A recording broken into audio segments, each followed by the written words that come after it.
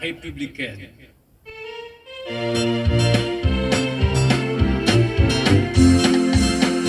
À l'heure de la refondation, une ère nouvelle s'ouvre à nous.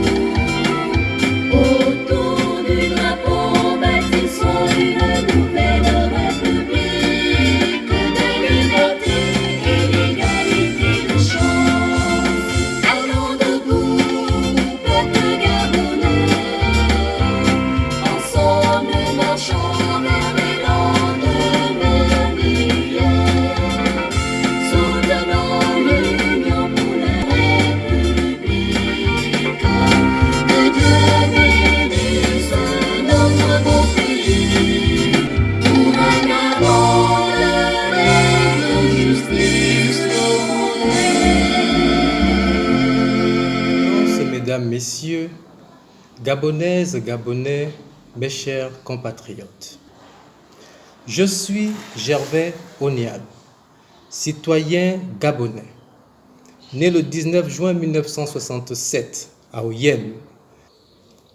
Je ne suis candidat contre personne, ni contre qui que ce soit. Je suis un Gabonais, un citoyen gabonais qui voudrait, à l'occasion de cette élection présidentielle, exposer et partager ses idées, sa vision d'un Gabon nouveau. C'est pourquoi, tout au long de cette campagne présidentielle, vous ne m'entendrez dire du mal de qui que ce soit. Je ne dirai aucun mal de quelque autre candidat à cette élection présidentielle. Je ne parlerai que du Gabon et de mon projet de société pour le Gabon. La solidarité nationale ne doit pas être un vain mot dans un pays riche comme le Gabon. Elle doit se traduire par des actes concrets dans un maximum de domaines. La solidarité nationale au Gabon doit par conséquent, mes chers compatriotes, inclure le marché du travail pour donner un maximum d'emplois aux Gabonais. J'insiste là-dessus. Nous devons prôner plus de solidarité nationale envers les Gabonais à la recherche d'emploi. Le Gabon est un pays en paix pendant que d'autres sont en guerre. Mais la paix, ce n'est pas seulement l'absence de guerre. La paix, c'est aussi et avant tout l'accès à la santé, à l'éducation et au travail. Retenez-le bien. Quelle paix y a-t-il dans la vie d'un jeune diplômé gabonais ou dans la vie d'un père ou d'une mère de famille gabonais sans emploi? Au Gabon, il y a 1 800 000 habitants, dont 1 million d'étrangers et à peine 800 000 Gabonais. Les étrangers vivant au Gabon sont 1 million et ils ont tous un travail. Petit ou grand, avec ou sans papier, tous les étrangers vivant au Gabon sont actifs. Ils ont tous un travail.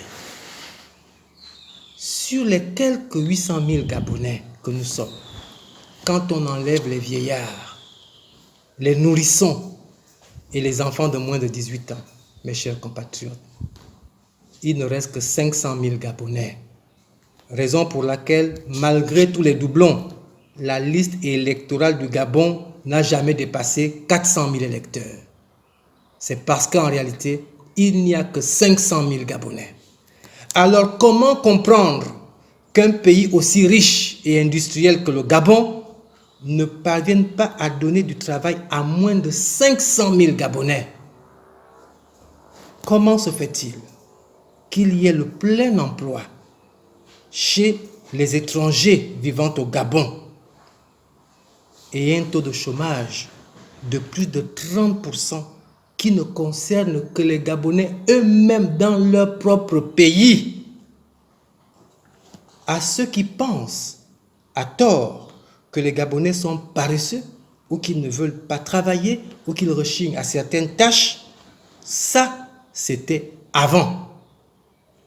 À l'époque où le pétrole coulait à flot au Gabon et où il faisait bon vivre, même sans effort. Oui, nous avons connu cette époque. mais les temps ont changé. Aujourd'hui, les temps sont durs et tous les Gabonais veulent travailler. C'est nous qui aspirons à la fonction présidentielle, qui, tout en protégeant les étrangers, devons veiller à ce que le marché de l'emploi soit prioritairement réservé aux Gabonais dans leur propre pays.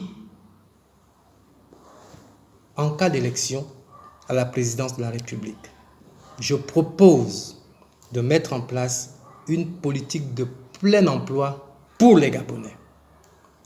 La priorité nationale sera appliquée dans un certain nombre de domaines qui seront soumis à une politique d'emploi réservée aux Gabonais.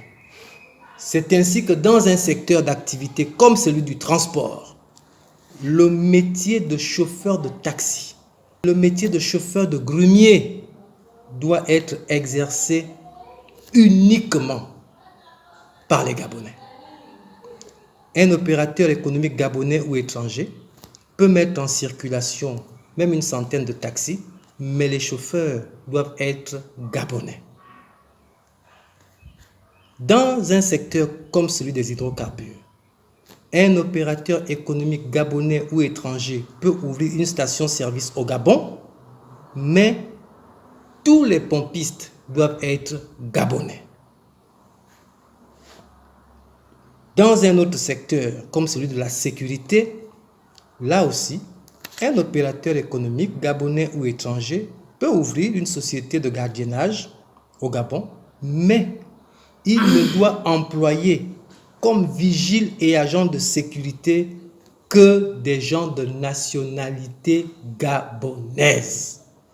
Un système de quotas sera imposé aux opérateurs économiques exerçant au Gabon.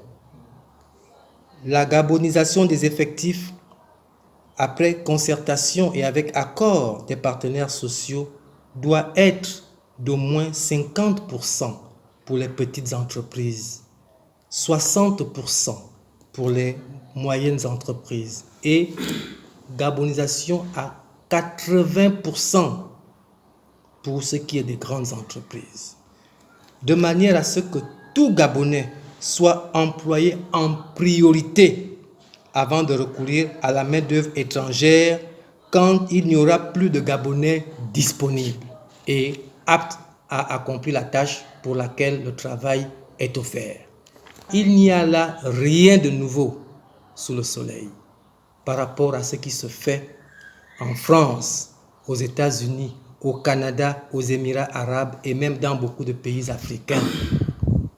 Ce n'est pas de la xénophobie, c'est du nationalisme, c'est du patriotisme. Toutes les entreprises installées au Gabon sont et restent les bienvenues.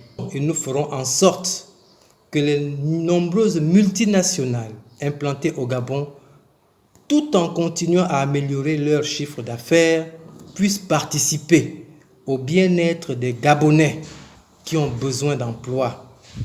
Nous devons aider les Gabonais à travailler dans leur propre pays. Dieu nous a tout donné chez nous. Rendons le Gabon aux Gabonais.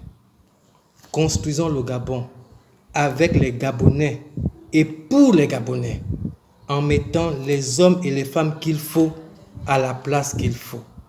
Que Dieu bénisse le Gabon. Je vous remercie.